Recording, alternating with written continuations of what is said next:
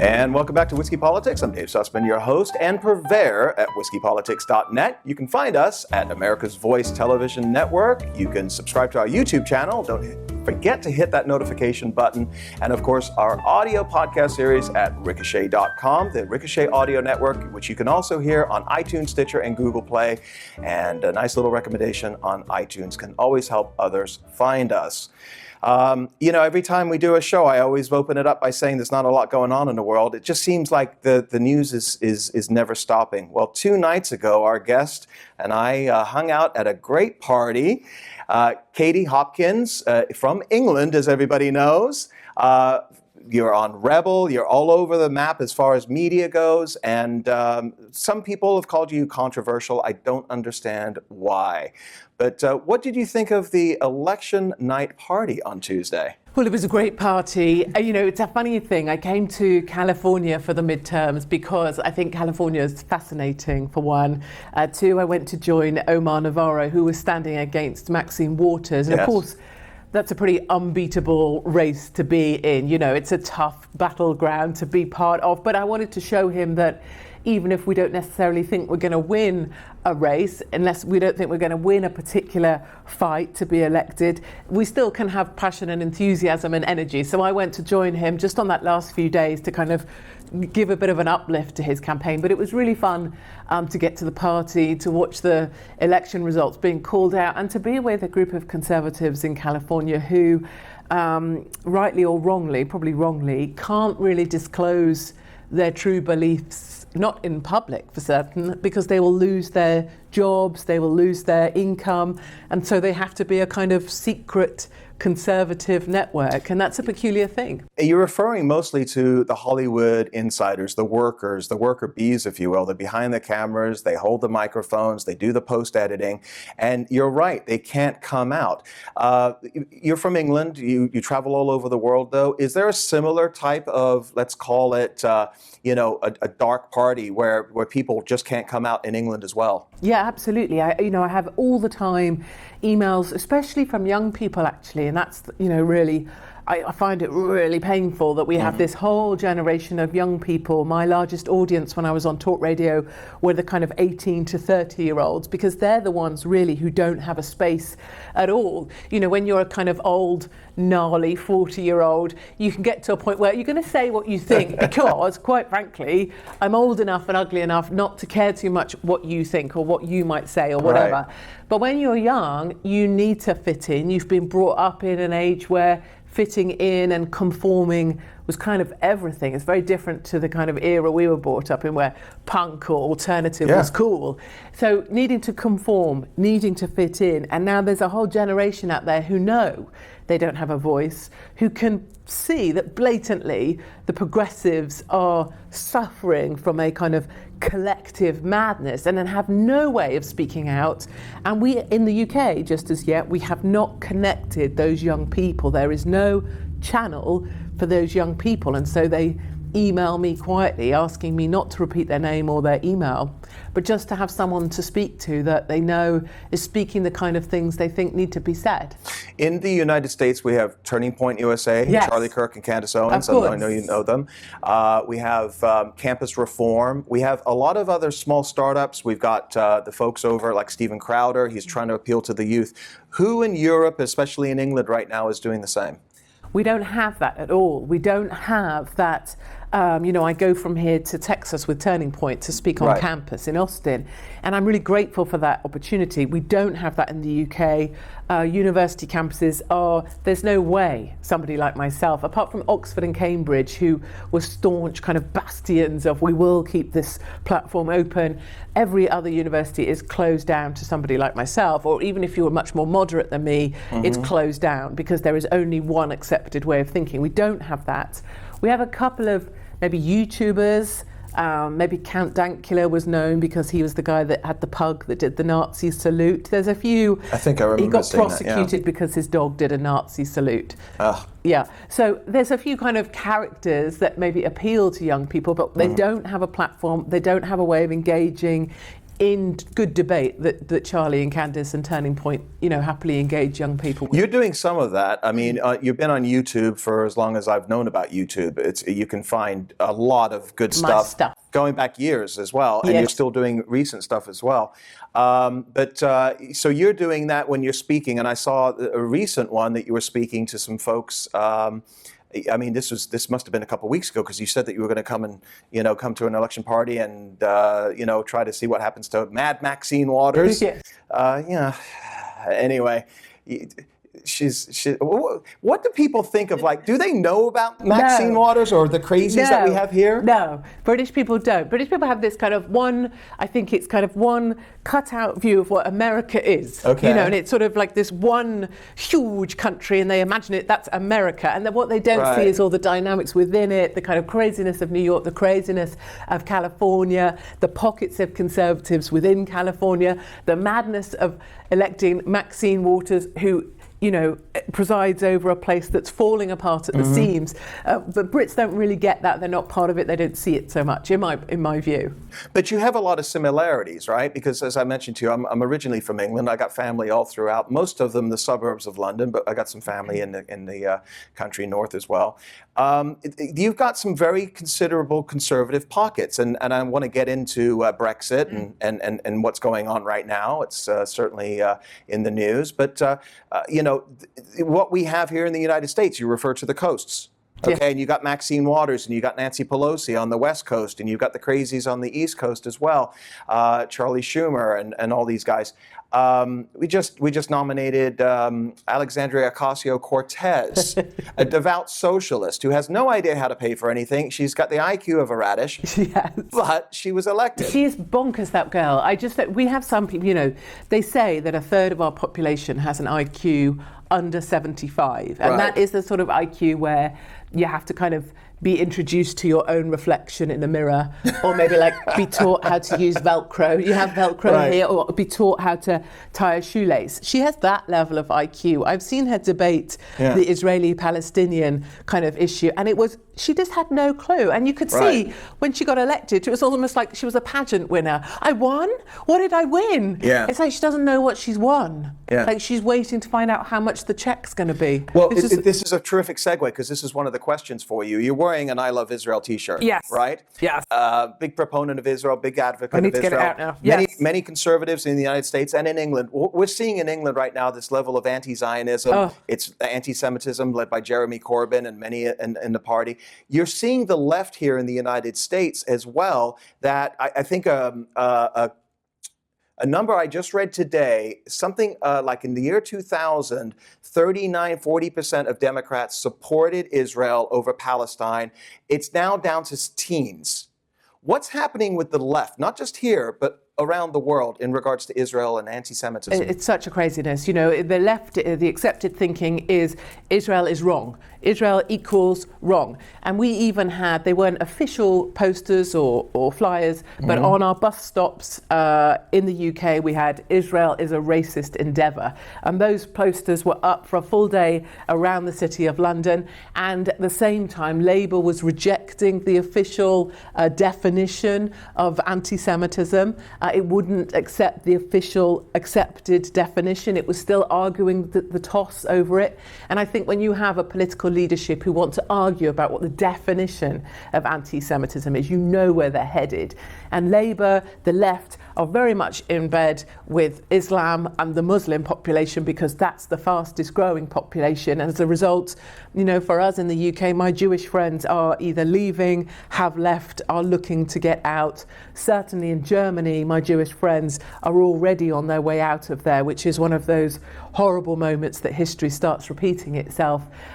But personally, having spent a lot of time in Israel, and I'm such a proponent of their strong defense system and also approach to defense, the fact that they still have compulsory service, that you have to go and serve in the Israeli army, and that is such a cohesive thing for that nation.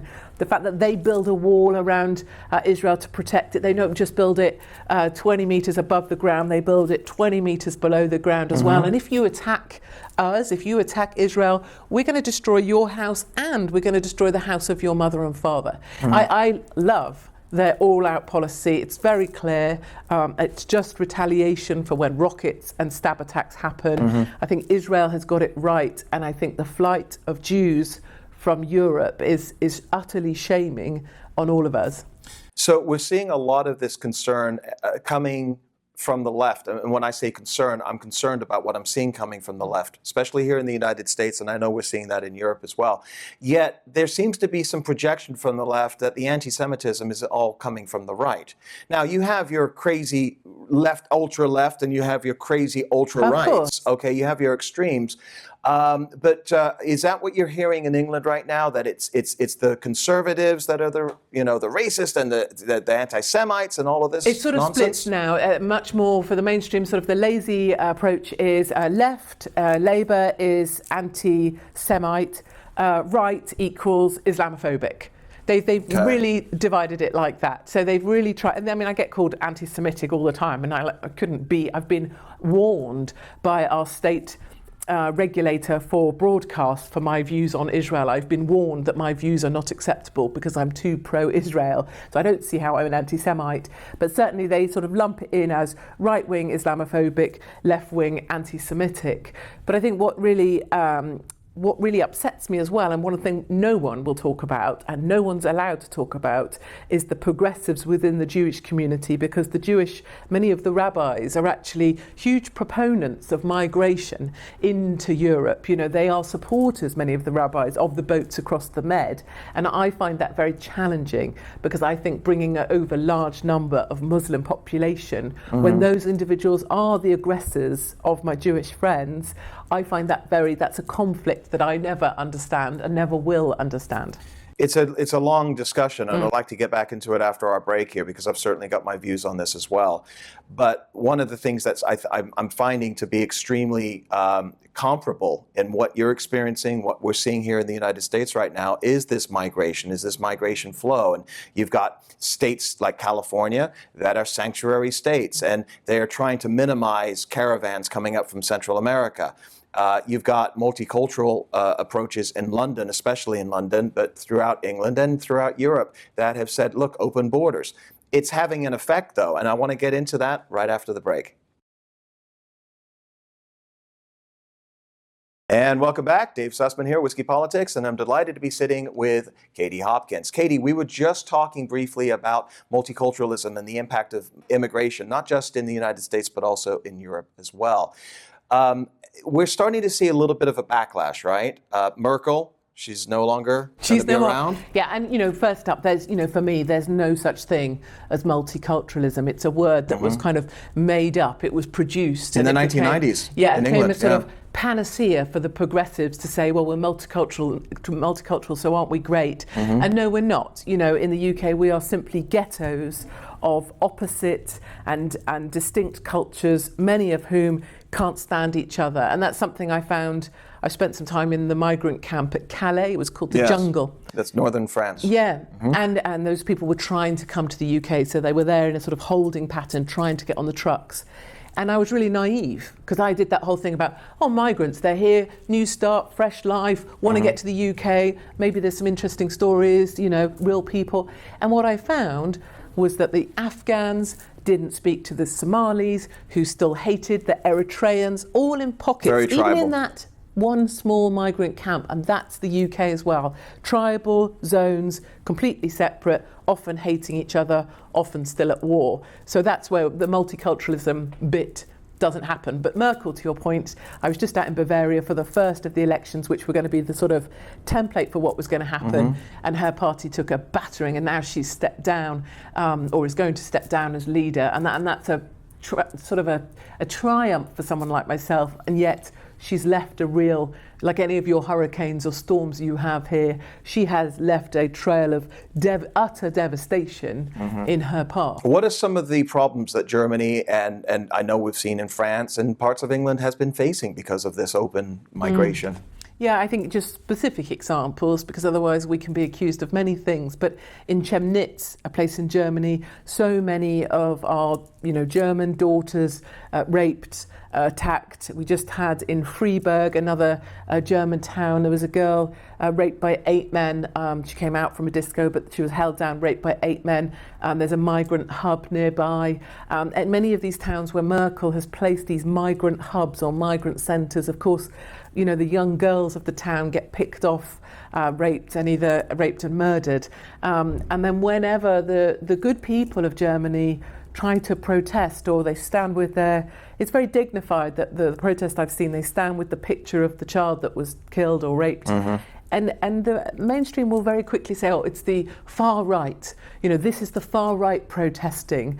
This is the white supremacy bunch protesting. And really, it's just mums and dads that are tired of their children being the kind of fodder for Merkel's globalist ambitions, and that's what we see a lot of. And I really resent that the right or protests against the slaughter of our own daughters is somehow seen as right wing. And the first thing that happened in Freiburg after the mass the rape squad that got this girl was that the leftists came into the town to protest against the right. It's a bizarre politicization of something that I think is Where do you think not this comes from? Because we talk about multiculturalism in the United States. A lot of people say, well, the left want open immigration from south of the border because this is their power base. Mm-hmm. They get freebies, free education, free healthcare, free housing, welfare. And now you've got a base for the Democrats that are going to continue voting generationally. What are you seeing in Europe on that? Same thing. Same thing. But much more tied to, here it feels more tied to Democrats. And of course, I see that a large Muslim population will typically vote with Democrats. That is a typical alliance. For us, and for me, in my opinion, it's much more stark than that. A Muslim population will vote for a Muslim mayor. Let's take London as an example. Right. Once you have a Muslim mayor in place, then you have the boroughs of London. London breaks down, as you know, into boroughs. Those are densely populated. Incredibly, the population of Muslims in those boroughs is significant and ensures that he will be re-elected. And then, of course, there's a flow of finance and towards the Muslim communities. There was an Eid party in Trafalgar Square funded by the mayor. We have a Muslim police association policing the Muslim communities. We have imams who select the police that are allowed to patrol the Muslim areas. And once you get to that political kind of Islam, that's where an outsider like myself in my own country, a white conservative Christian, has no voice and no democratic power. And I think that's where, if you think of Belgium, they have a party called the Islam Party. They're expected to take Brussels and they've already taken seats. So you are voting in accordance with your religion, and then the finances come in return for your vote. And I think that's what I see in Michigan, Minnesota, other places in the States. You've got that starting of that politicized Islam that I know can completely take over, a country. Well, you just saw Minnesota this week, and a couple of devout anti-Semites, and a man who beats women. Where's the Me Too movement on him? Keith Ellison. I don't know if you saw that. Of course, right. I've seen it. But watching them be elected, I can't tell you as a Brit. You don't just look at it and think, what are the Americans thinking? You look and think, this is the start. And I've spent some time in the mosque there in Dearborn. I was told, obviously, to stand at the back. And I just can't bear that that's the start of it. I know how this works. I know how they will anchor in. They will be re-elected because that Muslim community is growing twice the rate of an American community, and they're in now. And why does it happen? The woman, when she was celebrating, held up her Palestinian flag. I know. It's extremely concerning, but it's not like, I always take a look at history, and I take a look at long-term history and short-term history as well. It's not like we don't have anything to compare this to. For example, Western Europe has taken this approach for multiculturalism. Many in the United States have tried to push this towards it, but you have parts of Eastern Europe, the former Soviet bloc, let's say Poland. I think you just went there. I did. Okay, they have a very stringent immigration policy. What's happening there? I know, it lights up my world. Like my whole... when I have a very depressing story about the United Kingdom and the fall of my country, and I believe we are beyond help. That's a depressing thing. But the hope and the positivity I have, which is about Salvini in Italy being so strong against Europe, so strong on the boats across the Med, which he's stopped, which I love him for. And then in Poland, I just got back, Orban there, no illegal immigrants, no terrorist attack. Poland, the safest place in Europe to be a woman right now. And when I was recently there, one of the things that really shocked me, it was like 8, 9 o'clock at night, it was the summer or late summer, and some girls, young girls, were going past on bikes in t-shirts and shorts, and they were just carrying on. And I was, but hold on, where are they? I was looking around to protect them, defend them, try work out who was with them, because where I come from in the UK, that doesn't happen. You can't have girls in small outfits cycling along on their own. I was all ready to dive in and defend them, but in Poland, it's still possible to be young and free and a woman or a girl and to be safe. And that's a glorious thing. What is their policy on immigration exactly? None. No inflow at all? No. Their policy is no illegal immigration. Okay, no illegal. Very clear. The Law and Order So Party, it's a meritocracy for those people that want to come in. Completely. I interviewed the Law and Order candidate, and Law and Order Party are in power there. Dominic Kaczynski, I think his name is. But it's very clear. We welcome everybody. Everybody's welcome if they want to work hard and respect Poland and be part of our values. But you have to come here legally. You have to submit your paperwork. You have to follow the process, and then we will allow you to come in. And they have maintained that zero illegal immigration. They get people out that they're there illegally, and as a result they've had no terrorist attacks at all, and the party will maintain its place in power because it kept its promises. Wow. Well, I want to talk a little bit more about this after the break as well, and I want to get into Brexit and what's going on in England. So we'll be right back. Whiskey Politics with Katie Hopkins. And welcome back, and we are still going along here with Katie Hopkins. Katie, so in June of 2016, was it June? Okay. Yeah, 23rd of June. 23rd of June, 2016. Yeah. It was the biggest surprise. I remember seeing it on my phone and my mouth dropped to the floor, and Brexit passed. Yes. Okay, against all of the odds. Nigel Farage and all these wonderful voices that were getting people out there. It has been nothing but consternation for almost year and a half since. Or what is it now? So 2 years now. So it's almost two years and a half. So okay, let's talk about this, because I think this is one of the things that I think a lot of people in the United States don't really understand. It's not history. It's not settled. Okay, there's a huge movement right now that wants to do what? Another vote, and they think that they can turn this thing around? Yes, so 23rd of June 2016, we voted to leave. We voted Brexit. It was one of the happiest, I don't tell my husband, the best night of my life, right? So he's a leftist, right? My husband's a crazy leftist, I know. When people are like, she is the Ku Klux Klan, she's a white supremacist, I'm like, yeah, but I'm married to someone who's like a Democrat, so I don't think that's true. Yeah. Okay. But so we voted leave, and I was, a massive Brexiteer with female Farage, whatever. Right. And so it was the best feeling for me, and I knew we were going to vote leave because you could feel this force, this army of people who I knew were always out there, my kind of supporters as well. And we were so thrilled. We just were so happy that it happened. And I would say that's where the problem happened, because we stopped campaigning. Nigel Farage laid down the baton. After it passed. As soon as we voted leave, and leave was the outcome, yes, the will of the people, we stopped. Yeah, he was done. Nigel took the baton effectively and laid it down almost on third, before you got over the finish line. Because, of course, to get over the finish line, we need to get to the end of March 2019, which is when we leave. If you're going to use a baseball analogy, you got to complete it. If you're going to go to third base, I was going with a relay race. Plate. Home plate. Okay. No, but this is fine. Third, and then what happens after third? You go to home plate. Okay, yes. Is that right? Yes. So you First, second, third base, and then home plate. Okay, good. So Nigel took us to third. Yes. But he did not take us to home plate, right? At third, he put down his, what do you call this, a bat? A baton or a bat? Yes, the thing you use at baseball. I'm going with your analogy. He put down the bat and he walked away and went, we did great, good job, we were great. By the way, it's like rounders. Yeah, thank you. Anywho, Nigel put it down. I'm not blaming Nigel, he got us to Brexit, but the point is we stopped. We celebrated, we were so proud of ourselves. I could have cuddled every one of the 17.4 million people who voted, but Remain, the opposition, stay in the EU, they didn't stop. They doubled their game. They upped their efforts, and we saw we're still seeing every ruse they've got. First, that it had to go through Parliament again. Second, that the referendum didn't really count. It was just advisory. Right now, it's back in Europe, and a court is deciding if it can be overturned, because we triggered this thing called Article 50 to make Brexit happen. Right. They're in Europe right now trying to overturn the triggering of Article 50. You know, this relentless campaign by, they're now called the People's Vote, to overturn Brexit. I was with them a couple of weeks ago. They had this massive rally, which you would have seen probably in London, called the People's Vote.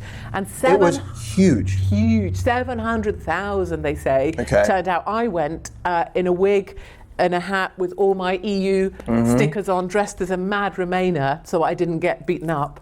And to interview people, and they felt like you could feel it. There's a real hope now for them that Brexit will be overturned. And what will actually happen on the end of March 2019, we will leave, but the deal that Theresa May looks like she's going to put through and might pass through Parliament is basically Remain. It takes the guts out. We're in the customs union, we're probably still in the single market, we still will have open borders. It basically rips any heart out of leave in principle. So basically, one way or another, Brexit will never happen. So I look at the Remainers as almost after Brexit passed in 2016 as the resist movement here in the United States. Right? You think you've won an election and they double down on you. And the problem is, and the reason why so many presidents lose their house in their first term, as we just saw with President Trump, is because you excel. You've worked so hard and you put all this work in. Farage goes back and he does his radio show. He's doing all sorts of other things. We've seen him at CPAC, right? And so you pull back the throttle a little bit. Is that incentive right now for the leave? Are they really pushing it now? Is there a big push? Is there an effort? I mean, there's an effort. There's leave.eu. There's a number of, friends of mine as well who are campaigning for leave to happen. But my heart says we left it too late. And my learning is you may think, and this applies to the midterms as we're just seeing, you may think you've been elected, you may think you're over the line, and you may even celebrate at that podium, but sure enough, the Democrats or the Remainers will come and they will claw away and they will demand a recount, and the will of the people. I think we're going to start having debates about what is the will of the people, and it would look as if 20 million people in the UK, why would they ever vote again? If Brexit doesn't happen, or if you take, Texas or wherever, if something gets overturned here, how do those people have faith in democracy? How do people have faith in results if they're overturned? A lot of similarities between the Trump administration and what we're seeing with Brexit right now. Who is the leader of Brexit? Who is the leader of Leave? And that's a question I can't I know answer. You're a vocal advocate, you're outspoken. Oh yeah, but I'm not a leader. I know. I'm not the political leader. So, I mean, you could say that Trump saved the Senate, maybe added seats to it. He worked really hard, and he's the leader of the Republican Party now. Totally, and that's one of the frustrations is we've got a few guys, Boris Johnson, Jacob Rees-Mogg. What happened with Boris? Yeah, well, precisely, you and I are asking the same question. Where are you boys? I keep seeing them, Boris Johnson, Jacob Rees-Mogg, Michael Gove, standing there saying the things I want to hear, which is, we don't want to be in the customs union. We didn't vote to be in the single market. We didn't vote to have open borders. They're saying the right stuff, but they're not doing anything. They haven't, tried to get rid of Theresa May. They haven't put forward a new deal. Yeah. And it's so frustrating. The swamp is truly a swamp that extends beyond America. The swamp is London, the swamp is all of the places where power is concentrated and the things that the people wanted just dissolve away. It's truly frustrating. Another similarity is that we can see that the people that wanted to remain are mostly leftist, right? And you can compare them to Democrats or liberals. It's the Labour Party mostly in England. I've got family, all right? I can't talk to them on social media about politics, right? They were devastated when Brexit passed. They were devastated when they saw Trump won, right? So they're pushing this through. But the question is, and I guess this really comes down to logistics, right? If there isn't, I thought Theresa May was going to be that leader. When she came on the scene and she was nominated and elected, I thought, okay, our newest version of Margaret Thatcher, fantastic. No. Right? So you don't have that you don't have that voice to fight against this massive horde of 700,000 people that showed up down in London. Precisely right. That's precisely it. This very vocal group who are also very powerful. Many of them, are part of the London elite, the judiciary, well-funded, well-connected. They are well-backed as well by international financing organisations like Soros and others who like to interfere with other people's business. A very powerful grouping of people versus a Leave team that don't have a leader. Theresa May actually was a Remain person. So that's what people also need to remember. We don't have that leader. So Katie, what do they want? Like, what is their philosophical view of the world? What, if they could sit down, what the unicorns really are. Odd. And having spent quite a bit of time with the Remainers when they're protesting or marching or whatever they've been doing, there's a couple things that always strike me. One is I look around and I've never seen so many white people in one place in London. London is I'm a stranger in London. Like most people are either Arabs or you're in a burqa or you're a Pakistani or you're from Africa. That's London. When you go to a Remain march or protest, all the 700,000, it is the whitest place in London ever. Very, very posh white people. One. Number two, these are the same people that support globalists, the open borders. They want migrants to come in, mostly to service their homes. But because they're not reliant on the National Health Service, they have private healthcare, and because they have private schools, they don't rely on the state school system. They live in splendid isolation in London, so they can have all these noble, progressive ideas about how we must all share in this melting pot. But of course, they are preserved in their island of inherited wealth, and that's very much what we've seen in the UK, and I think it's what we see a little bit here in New York and in California, the elites who live in their gated, extensive communities that are very well protected and secure, but they want migration for everybody else. And I often think, I wonder if you had to fight for a school place, and I've seen mums in tears, British mums who can't get a place for their kids. Lotteries, right? Yeah, or if you had to try and get an eye operation for your mum. In our people think national healthcare is some kind of panacea. You got a 12-month wait list for your mum's to try and get her sight back. I kind of want those people to see the pain of those people fighting for a place in their own country. And they've got rations now. Oh, nationalised healthcare plus migration equals disaster. Yeah. The UK is testament to that. And that's where America wants to go. That's the direction that the Democrats are pushing. I know. Single payer, expanding Medicaid, and that is basically, you want to turn, we have a place where you get your vehicle registration called the DMV here. It's hell on earth, okay? You have to make an appointment 2 months out, and then you still have to wait in line 4 hours. They want to turn Medicare into that. Yes. I know. I feel like that kind of woman or man, was a man in Tiananmen Square. Like the tanks are rolling in. It was a man. So 89, I think. The tanks are rolling in like this in America. Yeah. The Democrats want Medicaid. They want everyone to access free healthcare. Like it's free. It's not free. It's free at the point of use. And I feel like that person kind of waving, going, no, just look at the UK. It's a disaster. And yet the tanks still roll in, and it's beyond the comprehension of so many of us. With the madness that's around right now, it's the madness of trans, the madness of men in our women prisons. We've truly lost our way. You're touching upon some of the cultural issues I want to bring up in our last segment, coming up next after our last break. We'll be right back with Katie Hopkins. And Dave Sussman back with you, Whiskey Politics. And if you haven't followed us on YouTube and subscribed, make sure that you click that subscribe button. And by the way, Katie, where can folks find you?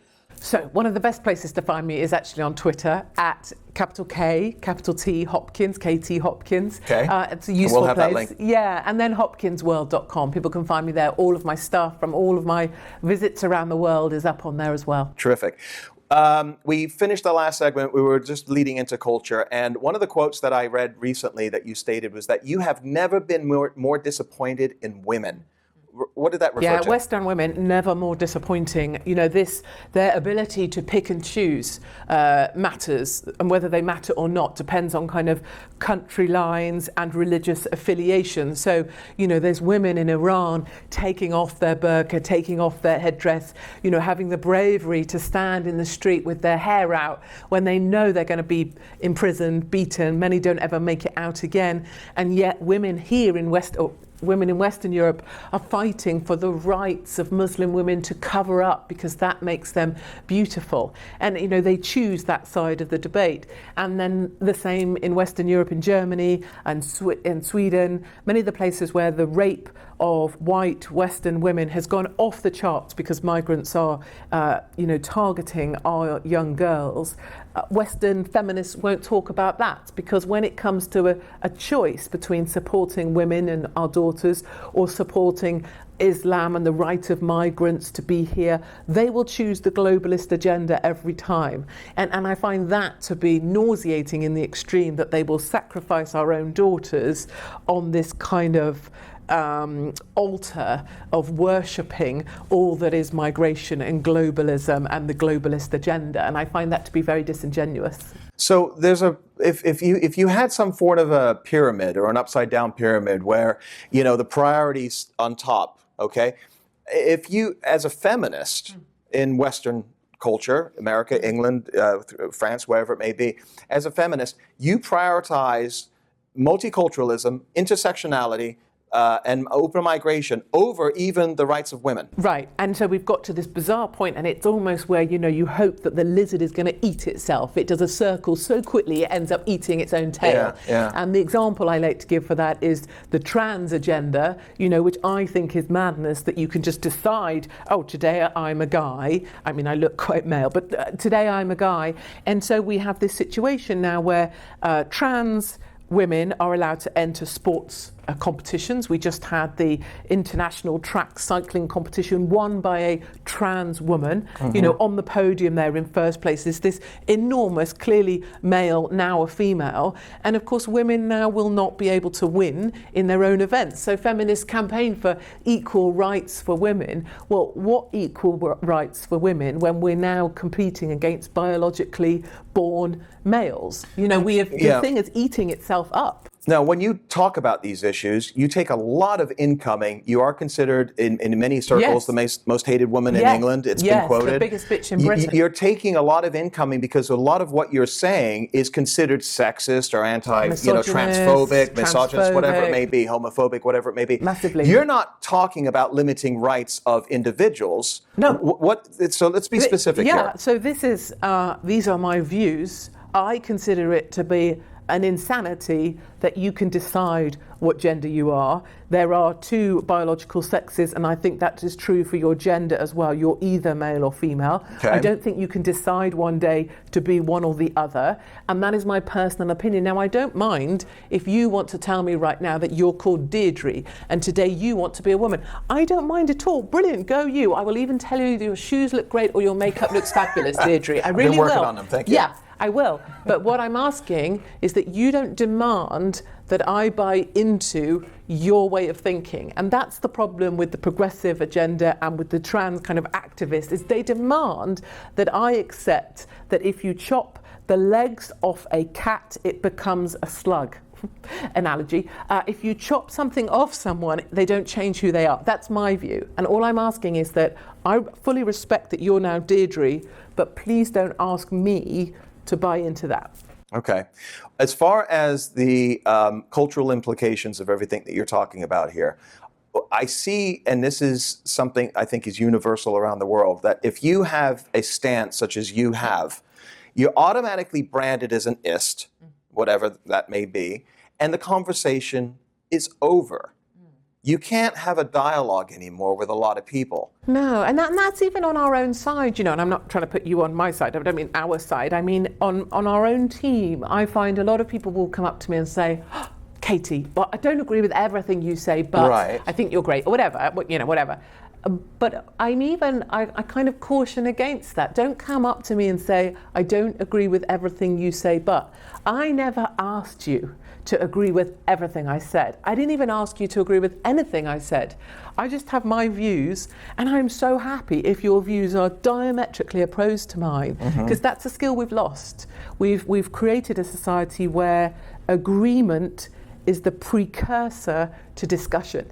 And that should never have happened. So you've got an issue with free speech in England like you do here in the United States. I don't think it's as bad in the United States yet as it is in England. There are certain things that you can be put in prison now for saying, correct? Oh, of course. So I wrote a column in a national paper. I wrote that the migrants coming across the Med, you remember the boats across the Med from Libya, I likened them to cockroaches because we were always taught at school that cockroaches are the only thing that can survive nuclear war. Right, okay, great. So this learning is across the Atlantic. Right. I was hauled in by the Major Crime and Homicide Command of the Metropolitan Police. I was interviewed in a police station by 2 police officers for that one word in a newspaper column, which, bear in mind, has to go through legal and editors and get to a newspaper because it was deemed as hate speech. And so this is the way that now if we say the wrong thing, we write the wrong thing, the wrong word, we are threatened with prison. The European Court of Human Rights just ruled last week in Austria that the right of religious groups not to be offended is more important than the right of a national to free speech. That was a lady that spoke about Muhammad, and they ruled that actually the Muslim community has the right not to be offended. And once you start making rulings like that, blasphemy laws effectively coming into Europe, you can see with the Muslim mayor, finance flowing through the Muslim mayor, the Muslim Police Association, then you start layering on blasphemy laws. We're in a very dark place in terms of, we don't have freedom of speech, but what might have been argued once as to be freedom of speech. Well, you do for a certain, comparatively speaking, like I said, I grew up in England, you had Speaker's Corner. I remember it was a great thing where you could just get up and you could say anything you want. How chilling is this now to our speech? How chilling is this to our communication with each other? And you'll have no doubt some of your listeners and viewers will have seen that we had a few guys coming over, a Canadian, we had Brittany Pettibone, Lauren Southern wanting to come to Speaker's Corner. Yes. And they were withheld. They were hauled off their transport at Calais, at places where I've seen migrants welcomed with open arms, and they were banned from the UK on the basis of future hate speech, as yet unsaid, that might upset local communities. You try taking that wording, future hate speech. It's like what was that movie with Tom Cruise, Minority Report? Yeah. It's like preventing a crime that's going to happen in the future. Might happen in case someone's upset. This is really scary. This is terrifying because once you basically have inoculated yourself from anything that's uncomfortable to you individually, then you can't speak to anybody. People are just going to be put away in jail. And then you watch America do what it's doing in Minnesota, and you sit there and you go, it's happening. You not see? Can you not see? Yeah. And that's why, I could weep for mankind, but that's why the message is so important. We are at the point of blasphemy laws in the UK. It's starting in North America. You're obviously aware of Jordan Peterson and the pronoun laws in Canada and Toronto. You can't say certain things if somebody has to, be perceived a certain way. This is really concerning to me, and I think probably with everything that we've been talking about here today is maybe one of the greatest challenges of our next few years. It's the challenge of our time. It really is. It's the challenge of our time. Are you pessimistic, optimistic? I'm perversely optimistic. That might just be slightly my character, but also when I look at Western Europe, so I look at Salvini in Italy, I look at Orban and spend time with him in Poland, when I look at Hungary joining together with that, Merkel falling, the AfD rising, and this solid bunch of conservatives. Everywhere I go, on the street today, some people, me, Katie, keep going. And I know we have the fight within us, and I truly believe Trump was sent at this moment in time because this is the fight for our Christian culture, and this is the fight for the free world. And I believe you guys are leading the fight for the free world. That leads us to our last question, unfortunately. Of course. What is the opinion of Trump in England? And I know it's going to be divided, but you're talking to a lot of people on the streets, maybe on the left and the right. What is the view right now of America and Trump? Okay, there's 2 places in the UK. There's London, then there's a place called England. The rest of the UK. It's a really nice place. I know a lot of great people who live in the rest of the UK. My family do.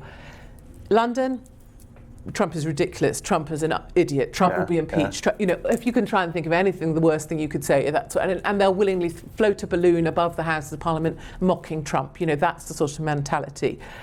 Come to a little great place I know called the rest of the UK, and we love Trump. There's gays for Trump, there's women for Trump, there's blacks for Trump. All of the groups the Democrats would try and own as their own, they're all fighting for Trump. And Trump and Orban and Salvini, these are the people that give us hope and inspiration. And it's why I love Americans. I love the 64 million Americans who made Trump happen. You know, I'm so grateful to everyone that stood in line every time to vote, because you give us hope, and we're lost in the UK, but we can look to you to hope. So to your supportive audience, you know, I offer 1,000 thanks. Well, that's and he's not going anywhere anytime soon. So I think he's going to be on your television screens on the BBC and Channel 4 for the next few years. Yes. Annoying our liberals.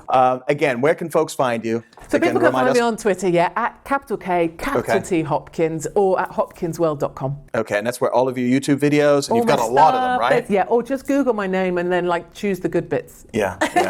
And follow her on Twitter. It's a great feed, folks. And folks, don't forget to follow us again as well. You can find us at Ricochet Audio Network, iTunes, Stitcher, Google Play, YouTube, America's Voice News, and another platform coming soon. We got some announcements to make. So very special thanks again to Katie Hopkins, and we'll be back again very soon at Whiskey Politics.